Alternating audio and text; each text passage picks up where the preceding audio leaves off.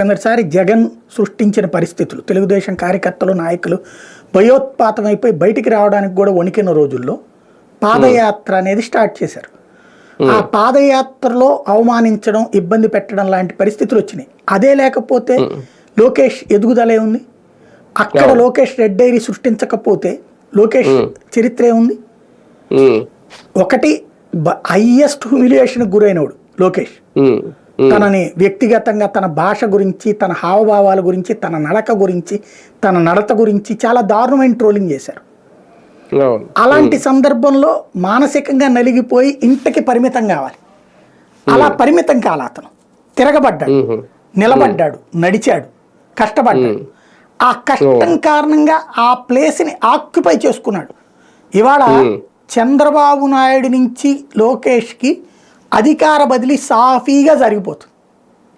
పార్టీలో కూటమిలో ఎట్లా ఉంటుందో తెలియదు, కానీ పార్టీలో సాఫీగా సాగిపోతుంది. ఇవాళ చూడండి, ఇదివరకు ఎన్టీఆర్ నుంచి చంద్రబాబు తీసుకోవడానికి చాలా తిప్పలు పడాల్సి వచ్చింది. చంద్రబాబు నాయుడు నుంచి నారా లోకేష్కి ఇవాళ ఓ రకంగా చెప్పాలంటే చంద్రబాబు గారు ఫీల్ అవ్వాల్సిన పరిస్థితి. ఎందుకు?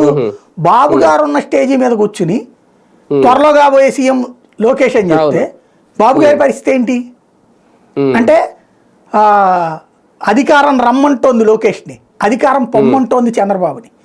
బయట వాళ్ళు కాదు, ఇది సొంత పార్టీ వాళ్ళు. ఇది కూడా చంద్రబాబు గారి 2047 విజన్ లో భాగం ఎందుకు అనుకోకూడదు? ఏది నారా లోకేష్ ని సీఎం చేయాలి అనేది, లేదంటే భరత్ తో ఈయనే మాట్లాడించుంటారు అనేది కూడా వీళ్ళు రీచ్ చేస్తున్నారు ఆ వేదిక మీద. నేను అట్లా అనుకోను. అది అతను మాట్లాడిన తీరు చూస్తే అంత బాబు గారికి తెలియకుండా అంత సాహసం చేస్తారా మంత్రులు? సోమిరెడ్డి మాట్లాడేటప్పుడు బాబు ఏమన్నా చెప్తారండి, లేకపోతే బాబుని అడిగి చేస్తారా? వీళ్ళందరూ కూడా బాబు విధేయులే కదా సార్. సోమిరెడ్డి గారు వీళ్ళందరూ బాబు విధేయులే కదా. మీరు ఎప్పుడైనా ఒకటి గుర్తుపెట్టుకోండి, రాజకీయాలలో ఎవరి చేతిలో గ్రిప్ వస్తుందో వాళ్ళ దగ్గరికి వెళ్తారు.